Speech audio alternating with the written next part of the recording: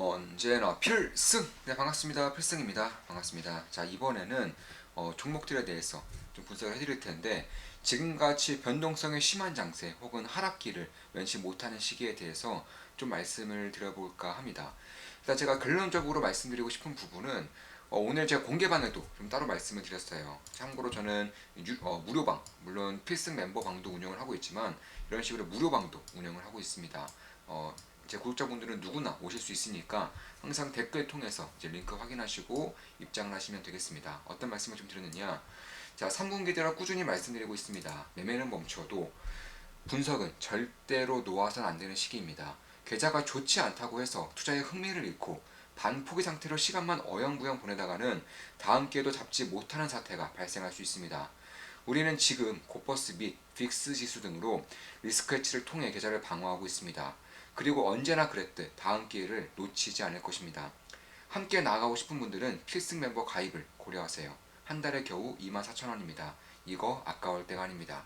이런 식으로 말씀드렸었고, 그 전에도 꾸준히 리스크 해지에 대해서는 꾸준하게 말씀을 드렸어요. 고버스 상품이라던가 인버스, 빅스라던가 금광주 이런 것에 대해서는 제가 공개방에서도 충분하게 힌트를 드렸다고 생각을 하고 있습니다. 아마 눈치가 빠르신 분들은 지금 오히려 계좌가 불고 있지 않을까, 개인적으로는 그렇게 보고 있습니다. 자, 그럼 지금 같은 상태에서 좀 어떤 식으로 대응을 해야 되는지, 그리고 우리가 투자자로서 어떤 식의 마음가짐을 가지고 나아가야 되는지에 대해서 좀 말씀을 드릴게요. 일단 좀 공개적으로 좀 보여드릴게요. 자, 지금 보시면 이런 식으로 지금 보시면 이런 식으로 우리가 10월 17일 날 나눈 대화이고, 우리 멤버 방에서 나눈 대화입니다. 이거는 무료방은 아니고 멤버 방입니다. 자, IE에서 나온 자료입니다. 핵심만 요약하면, 참고로 24,000원에 가입하실 수 있는데 아이폰은 수수료가 붙어요. 그래서 만약에 아이폰이신 분들은 집에서 PC로 컴퓨터로 하시면 수수료가 안 붙기 때문에 되도록이면 아이폰은 추가 수수료가 붙기 때문에 PC로 하시던가, 아니면 갤럭시는 추가로 수수료가 안 붙습니다. 신생에너지 확장에 비해 전력망의 확장은 정체되어 있다. 따라서 따라오지 못하는 전력량 공급량 때문에 오히려 신생에너지 발전에 차질이 있을 수 있다. 이런 내용입니다. 우리 멤버분이 따로 공유를 해주시고 자신의 의견을 말씀해주신 부분이죠. 자, 그렇게 될 수도 있지만 반대로 급격히 전력망을 확대할 가능성도 있겠죠. 전선, 변압기, ESS 등 전력 인프라에 반드시 관심을 가지고 있어야겠습니다. 이렇게 말씀을 주셨고, 이런 식의 좀 토론이 이루어졌습니다. 미국은 전력 인프라 신규 수요도 많지만 교체 수요도 많다고 합니다. 선진국에 비해서 신흥국, 개도국은 더 많이 필요하다고 생각합니다. 시간이 지나가고 제대로 된 인프라의 장이 개화하면 폭발적으로 진행되겠죠. 자, 미국의 구리 최대 채굴업체인 프리포트 맥모란의 캐슬린 쿼크 사장은 FT에서 구리 가격이 상승하는 것만으로는 공급량을 늘리는 데 한계가 있다며, 공급량이 줄어드는 것에는 다른 요인이 있고 이 때문에 신재생 에너지 전환 속도는 더 느려질 것이라고 강조했다. 구리 공급도 문제네요. 방금 소매 판매 발표로 채권보다 구리가 더 크게 반응합니다. 침체를 더 염두에 두는 시장 같습니다. 이러나 저러나 전력 인프라도 결국 슈퍼사이클로 갈 가능성이 높아지고 있는 것으로 보입니다. 신규 수요보다 노후 교체 수요가 대부분이고, 현재 폭발적인 미국의 전력 인프라 투자는 신규 수요분이 거의 반영되지 않은 것으로 알고 있네요. 지금장 움직임인 나스닥은 쏟는데 러셀은 오르네요. 난감한 움직임이군요. 네, 좋습니다. 10월 18일에 우리 멤버분 중에 한 분이 이런 식의 질문을 주셨어요. 사실상 우리 멤버분들 중에서도 가끔가다 이런 식의 질문 혹은 의견들이 좀 오가고 있는데, 이에 대해서 제가 좀 답변을 드렸습니다.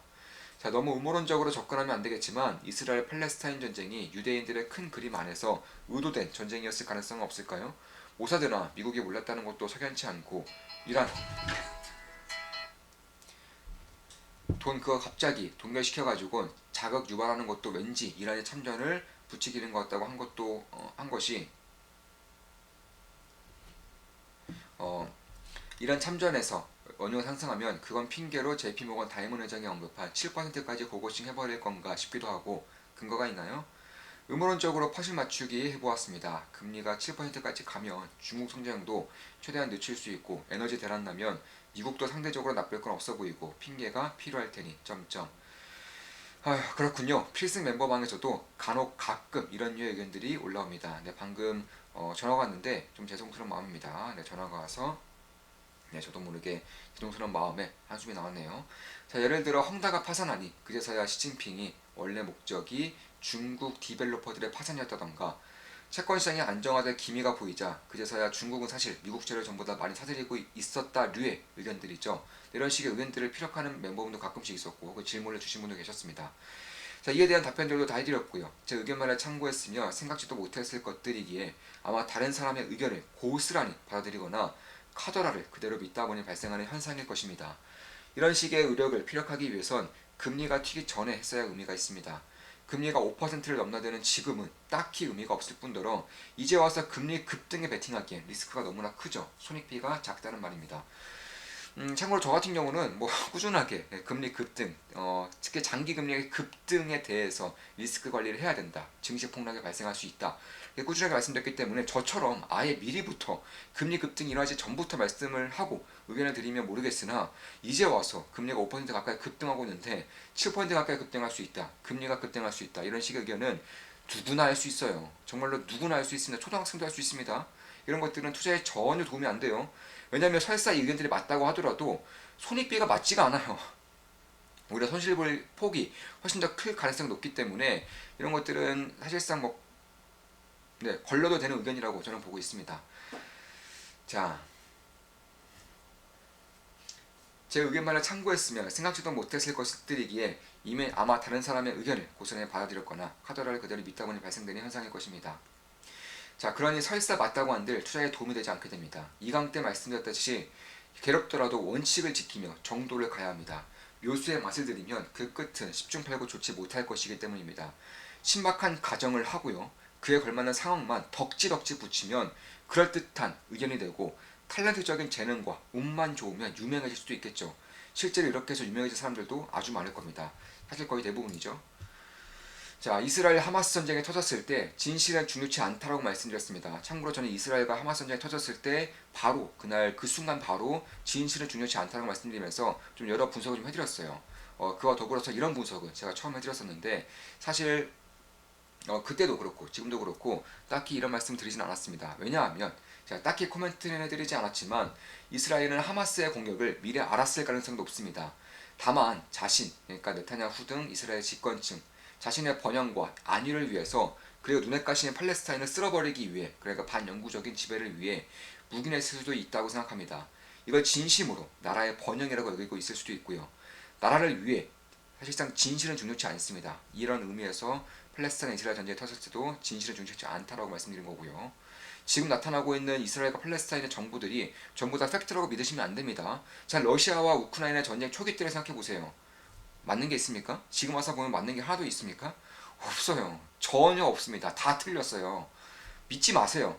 언론들, 팩트들, 혹은 전문가라고 칭하는 자들의 의견들은 믿을 필요가 없어요. 사실상 진짜로 전문가라면 그런 일이 터지기 전에 예측을 했었어야죠. 제가 장단기 금리의 역전을 통해서 장기 금리의 급등을 말씀드렸던 것처럼, 증시의 폭락을 말씀드렸던 것처럼, 변동성 장세를 말씀드렸던 것처럼, 금의 급등을 말씀드렸던 것처럼, 스태그플레이션에 대한 위험성을 말씀드렸던 것처럼 일이 일어나기 전에 말씀을 드려야 분석을 해야지만 그게 전문가지. 사실상 일이 다 터지고 나서 그제서야 현상 해석하고 쓸데없이 현상 해석하고 아니면 신박한 어떤 의견들을 만들어서 그에 맞는 상황들만 덕지덕지 붙여서 그럴듯한 의견처럼 말하는 것들은 사실상 투자에 대한 도움이 전혀 안 됩니다. 전혀 안 돼요. 오히려 투자에 대한 그런 안개처럼 가림막이 될 수 있어요. 올바른 길을 가고자 하는 것에 대한 가림막이 될 수 있다는 겁니다. 자, 나라를 위해 진실은 중요치 않죠. 나라를 위해 수만의 목숨 정도는 희생할 수 있다는 마인드는 역사적으로도 꽤나 많이 목격할 수 있습니다. 허나 굳이 말씀드리지 않는 이유는 그래 봐야 사태가 터진 지금 의미가 없기 때문입니다. 제가 근거를 댈 수조차 없는 의견들을 나열해 봐야 의도와 달리 멤버분들 중 음모론에 빠져 훗날 자산에 탕진할 수도 있는 것이고요. 금리를 7%까지 올린다는 건 자신이 망하더라도 반드시 상대, 그러니까 중국 진영이 되겠죠. 자신은 미국이 되겠고요. 상대를 망하게 하겠다는 것인데 황금 타이밍 지나갔죠. 저는 작년부터 올해 초까지 만약에 지금 여기서 급진적인 금리 인상을 더 진행한다면 그때는 타겟이 인플레이션이 아니라 중국 진영의 몰락이다 라고 말씀을 드렸었고 꾸준하게 우리 멤버분들께 텔레그램방을 통해서 분석해드렸죠. 다만 가능성은 작다라고 말씀드렸고요. 왜냐하면 미국은 중국이 망하는 것을 원치 않기 때문에 조금 더 직접적으로 말씀드려서 미국의 집권층은 중국이 망하는 것을 원치 않기 때문에 그런 것입니다. 따라서 황금 타이밍이 지나간 지금 사실상 작년이나 올해 초까지만 하더라도 금리의 급진적인 인상을 통해서 중국을 충분히 무너뜨릴 수 있는 확률은 꽤나 높았어요.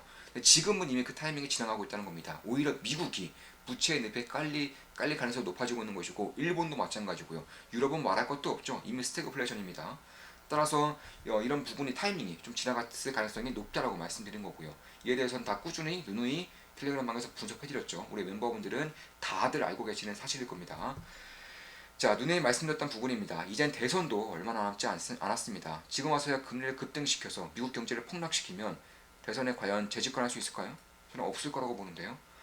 자신의 미래를 포기하면서까지 나라를 위해, 그것도 성공 여부도 불확실한, 상당히 불확실했죠. 올해 초까지만 하더라도 가능성이 높았음에도 말입니다. 자신의 미래를 희생하는 정치인은 극히 드물다는 것을 잊어서는 안 됩니다. 모든 건 확률이기에 상식적으로 생각하는 게 도움이 되는 경우가 많습니다. 만약 전쟁을 확대시키고자 한다면, 그리고 금리를 급진적으로 더 올리고자 한다면 바이든의 동해 번쩍, 서해 번쩍, 중동 외교는 어떻게 설명할 것이며 연준 인사들의 갑작스런 비둘기 파적인 발언은 어떻게 설명할 것인지에 대한 근거가 있어야 할 것입니다. 참고로 현재 바이든 대통령이 아랍국에 대한 그런 정상회담을 하지 못하고 있는 것은 아랍국들이 다 거부하고 있기 때문에 그런 것이지 바이든이 거부하기 때문에 아니에요. 바이든은 다 찾아가고 중동에도 여러 의견들 내보이고 있지만 아랍국들이 갑작스럽게 이스라엘의 가자지구를 폭격하면서 갑작스럽게 그런 스탠스를 바꾸고 있는 겁니다. 자, 아무리 강조해도 지나치지 않습니다. 핵심에만 주목해야 합니다. 쓰레기에 해당하는 90%의 정보들을 가려내고 무시할 줄 알아야 합니다. 스스로 사유하는 힘을 길러야 합니다. 사유하는 힘, 이게 시대 흐름을 읽는 능력의 핵심입니다. 이렇게 좀 말씀을 드렸었고, 사실 저는 이런 의견을 좀 드리면 욕먹을 거 알고 있어요. 이런 의견을 드리면 항상 악플이 달려요. 제가 한국 전기차 기업들, 한국 특히 에코프로 시리즈라던가 금양 이런 기업들에 대해서는 LNF도 마찬가지고요. 좀 숏에 대한 의견을 좀 냈었죠. 그때마다 사실 악플에 굉장히 많이 달렸어요. 여기서도 말씀드렸었고, 여기서도 말씀드렸었고, 여기서도 말씀드렸었고, 꾸준하게 숏에 대한 의견을 말씀드렸었고, 그때마다 악플이 지금 달린 악플만 한 수백 개? 네, 수백 개는 넘게 있을 거예요. 제가 그중에서 지운 것도 상당 부분이고, 그런데 저도 이런 말씀을 드릴 때마다 항상 악플이 달려요. 그러니까 대중이 원하는 것과 대중이 원하는 거, 그러니까 원하는 겁니다. 실질적인 그런 것들이 아니라 실질적인 팩트, 사실이 아니라 원하는 것과 반대로 얘기하면 항상 악플이 달려요. 특히나 이런 전기차와 같은 그런 신격화된 종목들, 지금은 좀 많이 가라앉은 것 같은데 그때까지만 하더라도 거의 신격화됐었죠. 이것도 마찬가지고요. 그런데 이제는 좀 어느 정도는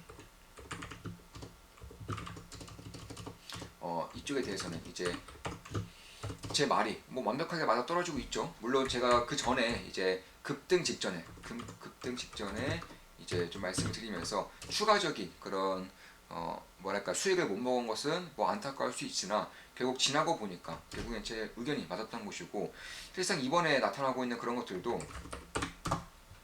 다 맞아떨어지고 있는 것은 맞아요. 네, 다 맞아떨어지고 있습니다. 장기금리 급등으로 인한 증시의 폭락과 변동성의 장세, 금 가격의 상승, 그리고 제가 항상 말씀드리는 것이 시대 흐름을 읽기 위해서는 딱 세 가지에 주목해야 한다는 말씀드리고 있어요. 그 세 가지가 무엇이냐? 자, 유가가 있고요. 그리고 금리, 환율이 있습니다. 유가와 환율, 그리고 금리에 대해서는 예전부터 꾸준하게 말씀드렸어요. 우리 멤버방에서 정말 귀에 딱지가 않도록 분석해드렸습니다. 어떻게 분석해드렸느냐? 고유가, 고금리, 그리고 달러 약세, 이 세 가지를 말씀드렸습니다. 고유가, 고금리, 달러 약세, 금리가 저 바닥일 때 0.몇 퍼센트일 때도 말씀드렸었고, 유가가 30달러, 20달러 이럴 때부터 말씀을 드렸었고, 달러도 마찬가지예요. 그 즈음부터 같이 말씀을 드렸어요. 여기서 이제 고유가와 고금리가 이제 맞춰졌습니다. 남은 것은 달러 약세 이거 하나예요. 자, 달러 약세가 어떻게 진행될 것이냐? 일단 꾸준히 말씀드리고 있는 금 가격이 현재 오르고 있습니다. 그리고 제가 여기서 말씀드린 달러 약세는 달러 인덱스의 약세가 아니에요. 달러 인덱스의 약세보다는 원자재 대비, 그러니까 실물 자산 대비해서 약세를 보일 것을 말씀드리고 있습니다. 왜냐하면 달러 인덱스 같은 경우는 대부분의 자산이 달러, 유로화, 엔화예요. 이 세 가지로 이루어져 있는데 문제는 유로 그리고 일본 쪽에서 대부분의 외환 자산이 달러로 구성되어 있습니다. 그러니까 한마디로 달러 인덱스는 달러 2, 달러 3 이렇게 구성되어 있는 거예요. 그러니까 의미가 딱히 크다고는 볼 수 없겠죠. 그래서 이런 달러 인덱스도 물론 약세로 갈 수 있겠으나 그것보다는 조금 더 명확하게 말씀드려서 실물 자산 대비해서 약세, 그러니까 뭐 유가 대비해서 약세, 금 가격 대비해서 약세, 구리 가격 대비해서 약세, 철광석 대비해서 약세, 이런 식으로 약세를 보일 수 있다라고 말씀을 드리고 있는 것이고, 만약에 여기까지가 실행이 될 경우 결국 제가 항상 말씀드리고 있는 그런 연준의 폭탄과 같은 정책들이 발생할 것이고, 이에 대해서 우리 멤버분들께만 아직까지 말씀드리고 있어요. 아직 공개적으로 말씀드리고 싶은 생각은 없습니다. 왜냐하면 굉장히 중요한 흐름이기 때문에 그런 거예요. 사실 굉장히 중요한 흐름이고, 이런 것들을 알고 있는 것과 모르고 있는 것에는 상당한 차이가 있기 때문에 그런 것입니다. 따라서 저 같은 경우도 금리 급등과 함께 투레인버스라던가 코스닥 버스죠, 아니면 빅스 지수, QID 이런 쪽에서 다시금 투자를 진행했습니다. 얼마 전까지만 하더라도 전량 매도했다 말씀드렸죠. 쇼상품은 전량 매도했다 말씀드렸는데 최근에 다시 들어갔어요. 네, 최근에 다시 들어갔고 리스크 헤지를 좀 다시 하고 있는 것은 맞아요. 다만 제가 항상 말씀드리고 싶은 것은 이럴 때일수록 사실상 투자, 그러니까 매매는 좀 쉬어도 됩니다. 사실 매매는 쉬어도 돼요. 저 같은 경우에 현금 비중이 굉장히 많아요. 그리고 우리 필사단 강의 때에도 매매는 쉬어도 된다. 장이 잘 안 풀릴 때, 혹은 내 매매가 잘 안 풀릴 때, 투자가 제대로 안 될 때에는 충분히 쉬어도 된다고 말씀드려요. 다만 분석은 특히나 이럴 때일수록 증시가 이미 많이 하락했죠. 고점에서 하락할 때는 쉬어도 돼요. 쉬어도 어느 정도 쉬어도 됩니다. 분석도 쉬어도 돼요. 그런데 지금 이미 많이 하락했잖아요. 이 부분에 있는데 여기서 신나는 것은 사실상 말이 안 돼요. 꾸준하게 분석하면서 다음에 차기 주도주가 어디가 될지, 차기 주도 섹터가 어디가 될지, 성장 잠재력이 어디가 가장 높은지, 그 안에서 핵심적인 역할을 하는 기업은 어디인지, 이런 것에 대한 분석은 굉장히 중요합니다. 이런 것들을 해놓느냐 혹은 해놓지 않느냐에 따라서 사실 다음 턴에 기회를 잡지 않느냐가 결정되는 것이고, 그 차이는 계좌 잔고에 대해서는 엄청난 차이가 발생할 수밖에 없죠. 엄청난 차이가 발생할 수밖에 없습니다. 그에 대비해서 우리는 지금도 꾸준히 준비를 하고 있고 대비를 하고 있는 것이고, 저 같은 경우도 주도 섹터가 될 수 있는 부분에 대해서, 주도 기업이 될 수 있는 그런 기업들에 대해서는 우리 텔레그램 방에 꾸준하게 말씀드리고 있습니다. 분석해드리고 있어요. 어제도 하나 말씀드렸고요. 한 종목 말씀드렸죠. 그래서 이런 부분을 주목할 부분이 있겠다, 이렇게 좀 말씀드리면서 방송 마무리하겠습니다. 자, 필승 멤버로서 함께 나가고 싶으신 분들은 제가 댓글에 링크 남겨드릴 테니까, 아니면 제 프로필 옆에 있는 가입 버튼을 누르셔도 됩니다. 필승 멤버 가입을 좀 생각해보세요. 예. 자, 이것으로 방송 마치겠습니다. 필승 구독, 알림 설정, 좋아요는 돈이 됩니다. 다들 아시죠? 제 모든 영상은 매수매도 추천 리딩 절대 아닙니다. 참고하시면 되겠습니다. 필승이었습니다. 필승!